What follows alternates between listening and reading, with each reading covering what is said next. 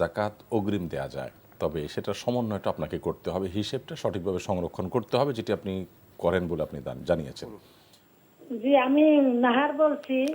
আমার একটা প্রশ্ন যে জি বলুন। নাহার বলতে আমার একটা প্রশ্ন যে আমার কিছু জাকাত হয় আর কি, পেনশন গেছি তো, পেনশনের টাকা জাকাত হয়।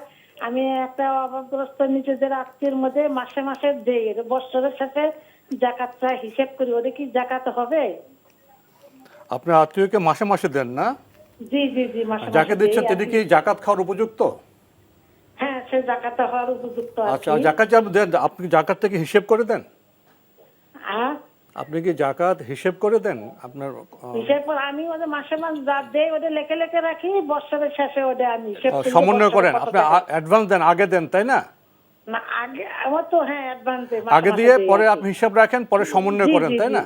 হ্যাঁ, আচ্ছা, জি, আপনার জি, কি আর জি, কোনো জি। প্রশ্ন আছে?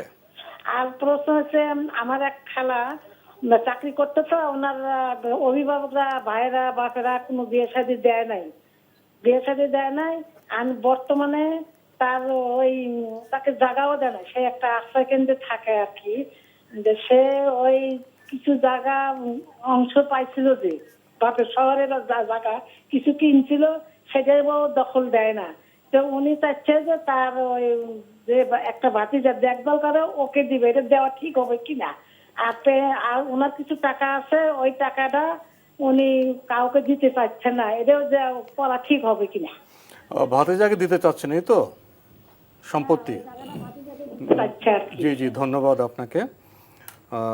আপনার প্রথম প্রশ্ন, আপনি বলছেন যে আপনার জাকাত যোগ্য কিছু অর্থ আছে, আপনি জাকাত পেতে পারেন এমন আত্মীয়কে আপনি মাসে মাসে দেন এবং বছর শেষে সেটা আপনি সমন্বয় করেন।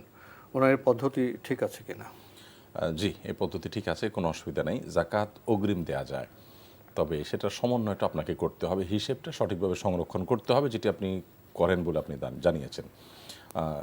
লোকটি যদি অভাবী হন, শরিয়ার যে অভাবী হওয়ার যে মানদণ্ড, তার আলোকে ফকির মিসকিন যাকে বলা হয়, একেবারে নিঃস্ব বা যা আছে তাদের তার মাস চলে না, তো এরকম মানুষদেরকে আপনি আপনার জাকাত দিতে পারেন। একসাথে জাকাতের টাকা দিলে তিনি নষ্ট করে ফেলতে পারেন, এরকম মনে হওয়ার কারণে হয়তো আপনি তাকে মাসে মাসে ভাতার মতো করে দিচ্ছেন, এবং দেওয়ার সময় জাকাতের নিয়ত যদি থাকে যেটা আমি সেই জায়গা থেকে দিচ্ছি, তাহলে হিসাব করলেন, শেষে আপনি সমন্বয় করলেন, এটা জায়েজ আছে, কোনো অসুবিধা নেই।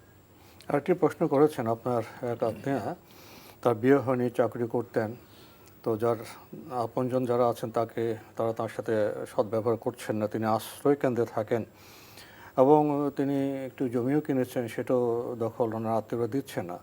এই অবস্থায় তিনি এক ভাতিজাকে ওনার সম্পত্তি দিতে চাচ্ছেন, এটা দিতে পারবেন কি না? আর ওনার যে অর্থ আছে কিছু, সেটা উনি এখন দিতে চাচ্ছেন না, ওনার এই কাজ ঠিক আছে কি না? ওনার কোনো সন্তান সন্ততি নেই? ওনার তো বিয়ে হয়নি।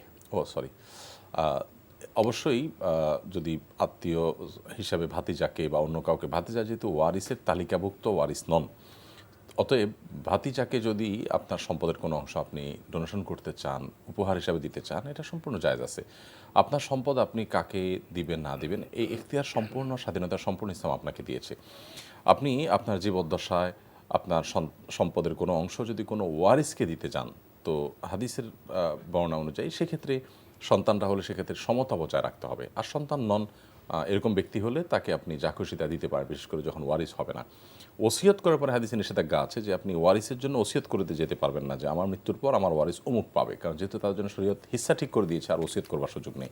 যেহেতু ভাতিজা সরাসরি ওয়ারিস নয়, তার জন্য নির্দিষ্ট হিস্সা নির্ধারিত নেই কোরআনে, অতএব আপনি ভাতিজাকে কোনো উপহার উপঢৌকন দিতে পারেন। আবার কিছু অংশ দিবেন না, বিরত থাকতে চাচ্ছেন, সেটাও আপনি করতে পারেন।